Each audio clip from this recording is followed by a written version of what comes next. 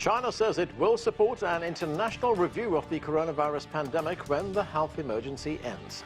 Hello, I'm Anand Naidu, and this is The Heat.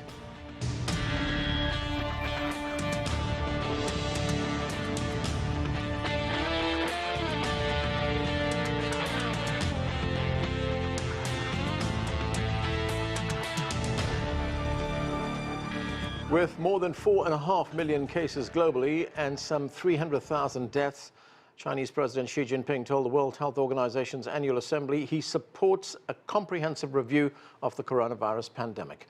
President Xi also pledged $2 billion to help fight COVID-19 and said when a vaccine is ready, it will be made a global public good. More than 120 countries backed a draft resolution calling for an inquiry into the origins of the COVID-19 virus. The resolution doesn't specifically name China, but for weeks now, the United States has accused China of suppressing information. President Xi defended his country's actions. All along, China has acted with openness, transparency and responsibility. We have provided the information to the World Health Organization and relevant countries in the most timely fashion. We released the genome sequence at the earliest possible time. We shared our control and treatment experience. We've done everything in our power to support and assist countries in need. Well, for more, let's bring in our panel. Joining us from Beijing is Qinduo Xu. He's a senior fellow with the Pangoal Institution and host of CGTN's Dialogue Weekend.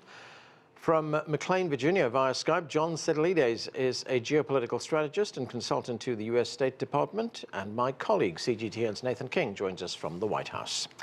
Thank you to all of you for joining us. Qinduo Xu, let me start with you. President Xi supports this international review of the origins of the coronavirus pandemic. He also announced a major contribution to the fight against COVID-19. Let's listen.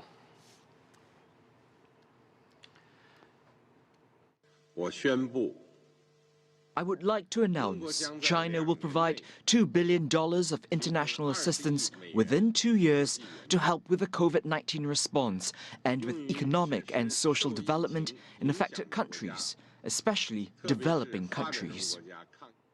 So, Qinduo Xu, is President Xi under a lot of pressure to cooperate in this review of the origins of the coronavirus epidemic? Well, not really. I think a lot of people would say this is, for whatever, like a pandemic, epidemic, every time after that, for example, like AIDS, SARS, Ebola, MERS, etc. After that, there will always be investigation. Mostly it's led by scientists and health workers to find out where is the origin and how a particular virus transmits from maybe animal to humans and from humans to humans. This is about really about the research to know more about the virus so you can find a better way to cure the disease. And also, most importantly, this investigation is not only about the origin, it's about the global response to this pandemic, whether there is something wrong, something from missteps, so we can learn from our own mistakes, so we can improve. Next time when there is a pandemic at this level, we can do a better job. And also, I want to point out that even the origin, we find out the origin of this virus either in Wuhan or in other cities around the world. It's not that Wuhan is to be blamed. This is a science and research. You want to find out the truth. It's not about to assign the blame to a particular city, to a particular country, or to a particular group of people. I think this should be clear. But unfortunately, before this, of course, there are a lot of blames, in particular from the United States on China, for being somehow the first city, the first place of the outbreak. This is a bit unfair, let's say, and partly because of this political consideration, because of the mishandling of the crisis. I think inside the U.S. there is this motivation to somehow, blame others, WHO or China, for this, what's happening in the United States. Imagine if the U.S. did a good job, say there's no big outbreak, only a few cases. Do people think there will be some, like a shift of blaming on others? No political blaming, probably. Nathan, the Trump administration has been making some pretty serious accusations against China for several weeks right now, a couple of months really. This past weekend, Trump's top economic advisor, Peter Navarro, he accused China of hiding coronavirus and said that China was talking down the United States economy. Let's watch. The Chinese, behind the shield of the World Health Organization, for 2 months hid the virus from the world and then sent hundreds of thousands of Chinese on aircraft to Milan, New York, and around the world to seed that. They could have kept it in Wuhan. Instead, it became a pandemic. Pretty inflammatory comments there, Nathan. What to make of it? Yeah, sending people around the world seed. You see what they're doing here. It's not just finger pointing, it's sort of loaded language as well. And look, there's one reason for it, especially if you look at what he says there, the timeline. Essentially saying that China didn't do anything for 2 months because basically the US put the limited travel ban from China at the end of February. So essentially discounting January and February. The trouble is the facts just don't sort of stand up to it. Even the Trump administration, for example, the head of the CDC, Robert Redfield, said in testimony last week to the Senate that he had been in contact with his opposite numbers in early January in Beijing. And continues to do so, and on a scientific level says there has been cooperation, although he did also say, but not the other stuff, meaning politically. And then you just have to look at the timeline from the WHO and Beijing and Wuhan, the early warnings in January, the sharing of the genome in the first, just after a week in January, the labeling of it a serious disease of international concern before a pandemic. So, you know, the timeline doesn't fit in. I mean, it is purely deflection. And, you know, obviously they have, you know, you can almost understand it from a political point of view because the White House has been found wanting. The domestic press are full of articles that essentially said they were warned again from everything from PPE to testing, and nothing has gone right. And unfortunately, the numbers bear that out. I mean, we are going to hit 100,000 deaths here probably before the end of May, and 1.5 million cases have been reached in the last 24 hours. So, you know, the US has been affected so badly by this. And obviously, with an election coming up, China.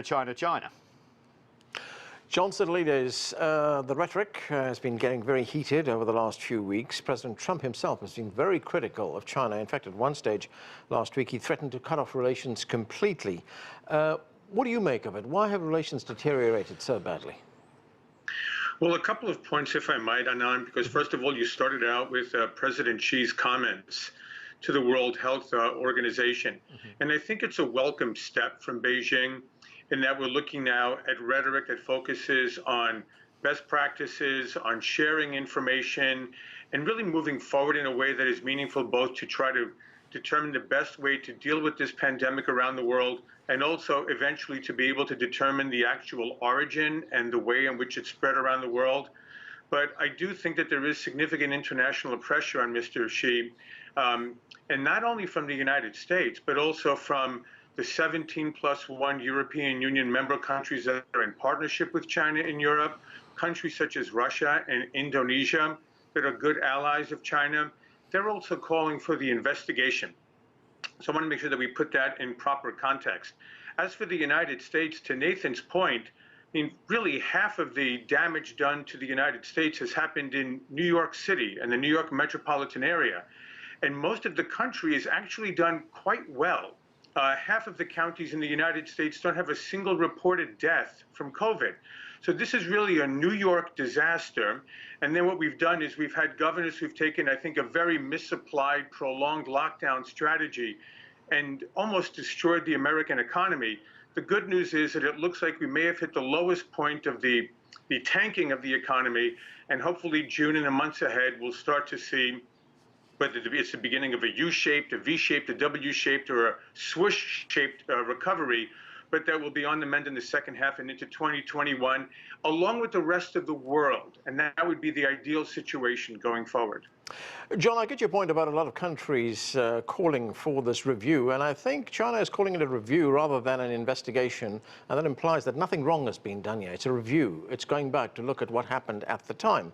But I want to get to Nathan's point, which he made earlier on, and that is President Trump, and we've heard this from many commentators here in the United States, that President Trump is playing the blame game here. He's trying to deflect attention away from what many consider his own incompetence in handling the coronavirus here in the country.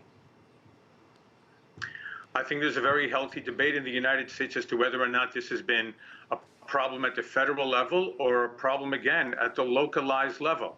I mean, look at the example of China, Anand. The COVID breakout several months ago was not nationwide, right? Beijing and Shanghai report almost no cases and certainly very few deaths, if any. It was all localized in Wuhan and in Hubei province.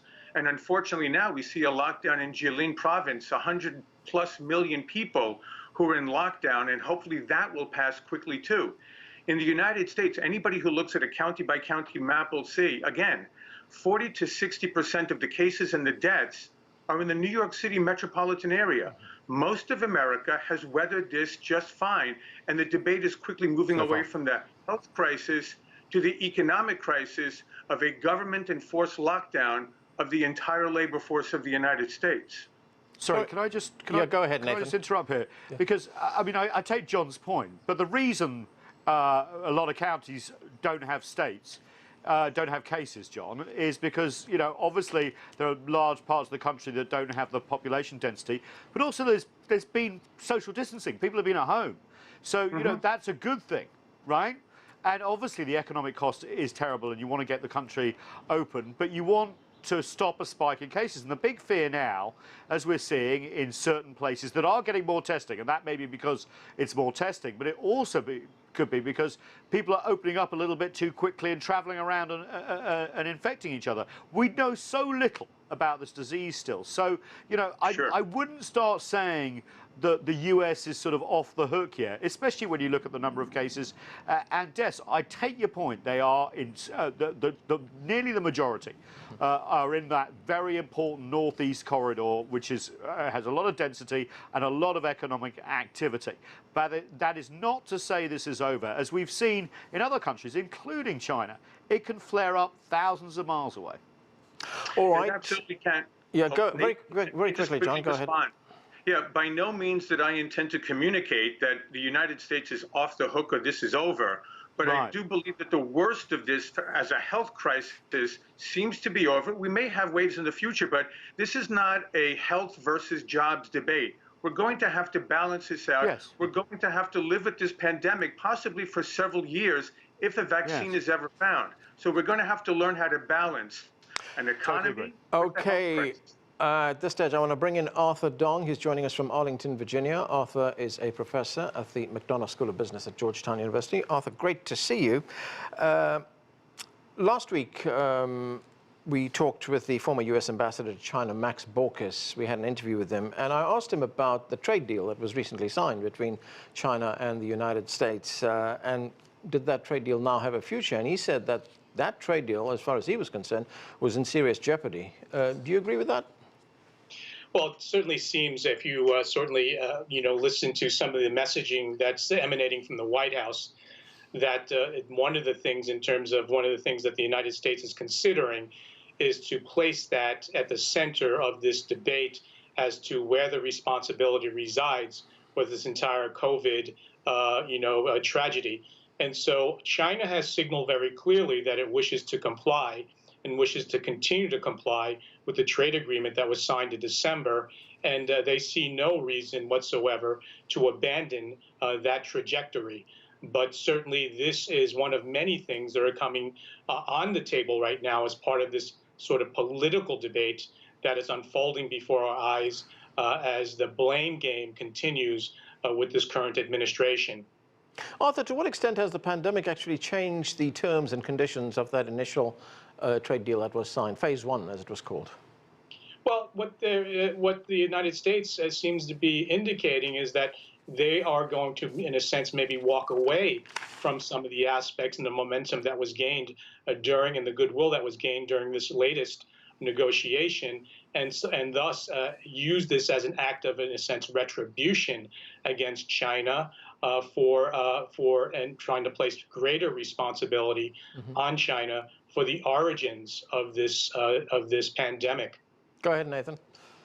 Yeah, I think that's absolutely right, and we're hearing noises like that too. And the sort of scenario that's sort of playing out, and this hasn't happened yet, but the hawks seem to have the upper hand. We talked about Peter Navarro, but there are others as well, like Matt Pottinger at the National Security Council and others, who essentially are saying, look, this gives us an opportunity to sort of fulfill our sort of, not decoupling, but sort of derailing the two economies. We could bring manufacturing home. Look at the supply chain. We didn't have enough ventilators. We didn't have enough masks. Let's make these things here, but also other things. Let's make sure that China doesn't get our technology. Remember, that technology still away.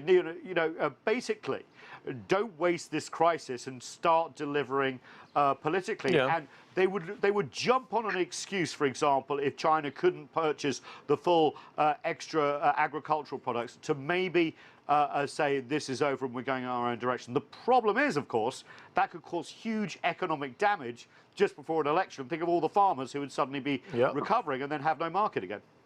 Qinduo Xu, what's the view from Beijing on this issue? President Trump, one of his biggest complaints, he says, he's frustrated with what he calls China's failure to buy more American products.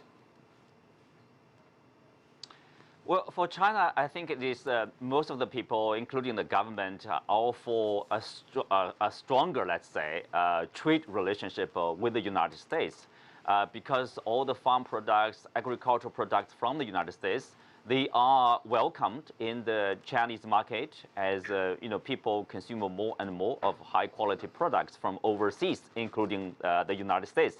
Why not? And there is this phase one trade deal. I think for China, China has this seriousness to implement the deal as much as possible, if not completely, because of the pandemic. We know there's a lot of damage to the Chinese market also. So I think the U.S. side also understands that, and so so far I do see both sides have this the will to continue with this phase one deal, even. In the first half of the year, it is not well implemented, but it's due to this objective problem. And I agree with my colleague that the Chinese market for U.S. products, the beef, agricultural products, etc., is huge, and there's a growing demand for that. I think this is good for China. This is good for the U.S. There's no reason not to continue with that kind of relationship. John, may I add to this? I agree with Qinduo here. I actually think that China has a very strong interest, unless we get into a very ugly series of retaliatory measures between the U.S. and China later in 2020. But China, first of all, has had to deal with the swine flu that has resulted in the culling of large numbers of pigs in China, and the United States is dealing with a crippled food supply chain, again, because of the lockdown and the way it's been implemented across the country. We're killing hundreds of thousands of cattle and pigs in the United States. This is a disaster. And so I think to a large degree, the Trump administration would like to see China continue with certainly the $200 billion in purchases. And as for Peter Navarro, he's not setting economic or trade policy by himself. And reports are very clear just the last couple of days. Treasury Secretary Steven Mnuchin and Trade Representative Robert Lighthizer, who's also, quote unquote, a hawk on U.S. China trade, they're both continuing their trade talks with their Chinese counterparts. So that's moving along quite well, aside from all the political back and forth. You know, John, there was a Pew poll, and sometimes politics tends to overtake these things. There was a Pew poll that came out which said that Americans, by a 66-26 margin, hold an unfavorable view of China. And it's not just the pandemic that's driving this. It's about job losses. It's about the trade deficit as well. And I'm wondering to what extent China is going to be thrust front and center in this election campaign.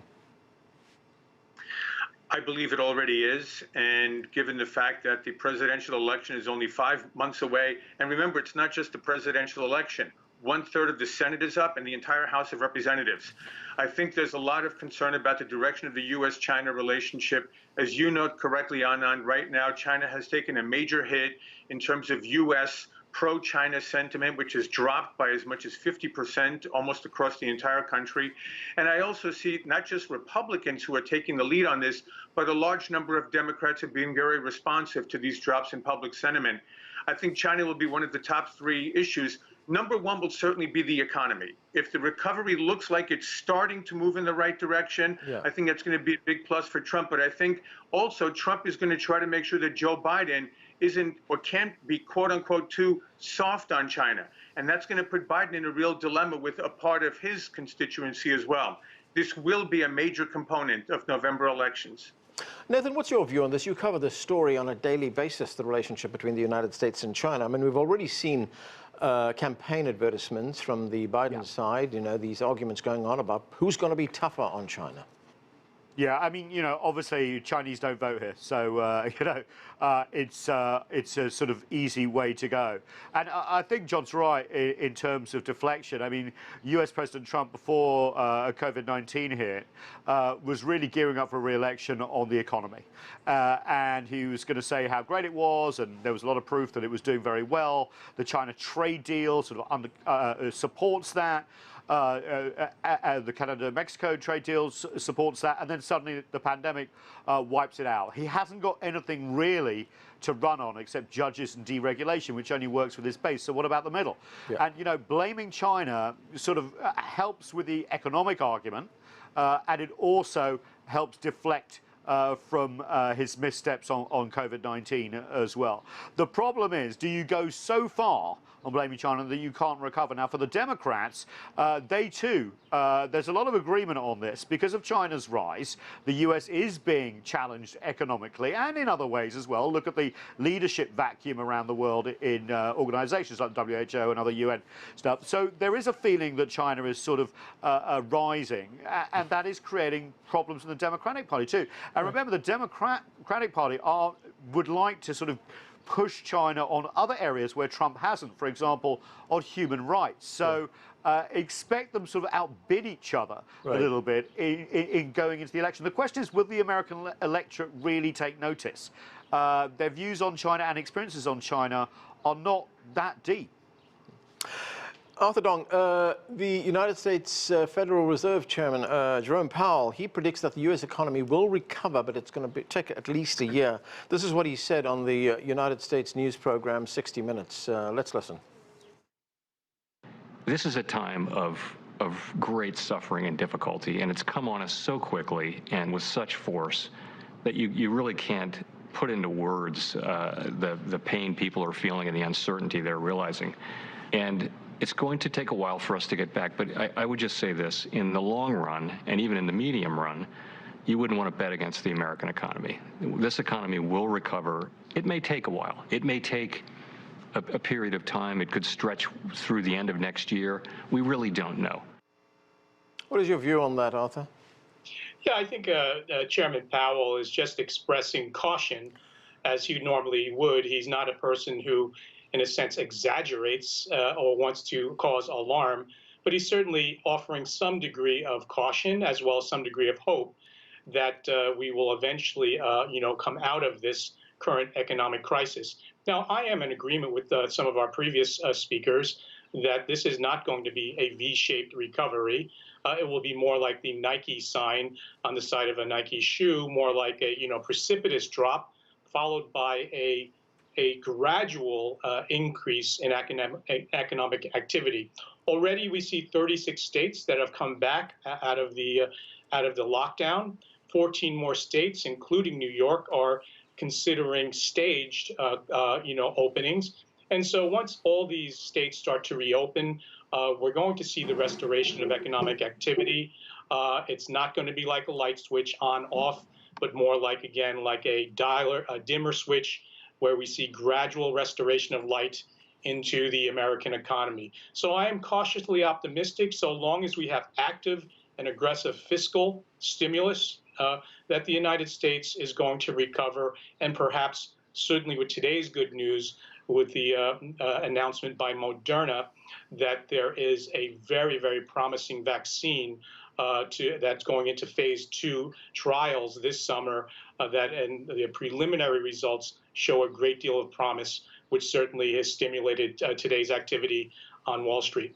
That's right. The stock market closed very high today because of that news. And I like the idea of the Nike logo, the swish, I think it's called.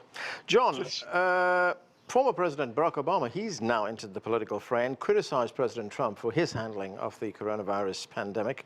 President Trump, in turn, has responded. Let's listen to the both of them.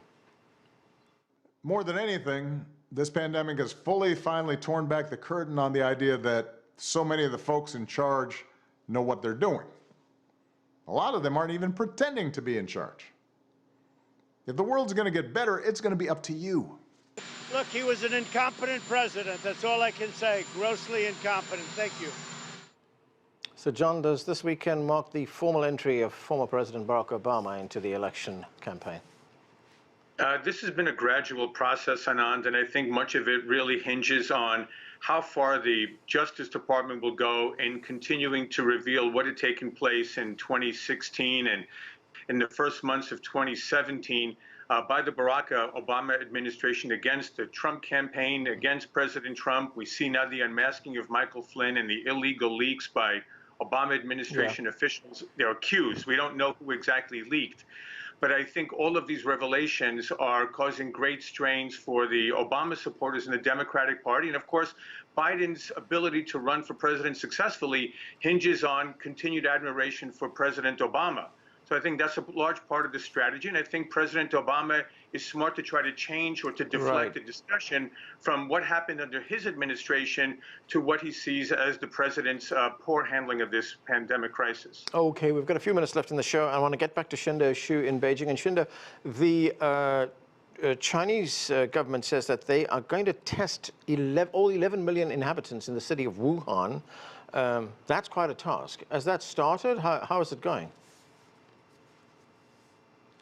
Well, it's already started for the, basically like there are 11 million residents in Wuhan city proper.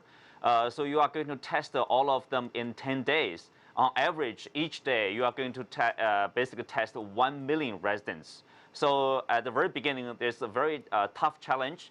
From the previous, from the results so far we have, it's very promising. Yes, they are going to do it. And mostly to find out this, we call it like asymptomatic, people who carry the virus probably, but they are not aware of. So you can have a true picture with this accurate testing of all those residents. Because so far there are some lingering cases. For example, the latest one in Shanghai is actually from a resident from Wuhan, from Hubei, who applied for a job, in Shanghai, and then they did the test and found out that he's positive over there. So there's still this concern, this suspicion about the situation in Wuhan. So that's why you want to have a sweeping test over there. Okay, and that's where we have to leave it. Thank you to all of you for being with us. That's it for this edition of The Heat. I'm Anand Naidu in Washington, D.C. Thanks for watching.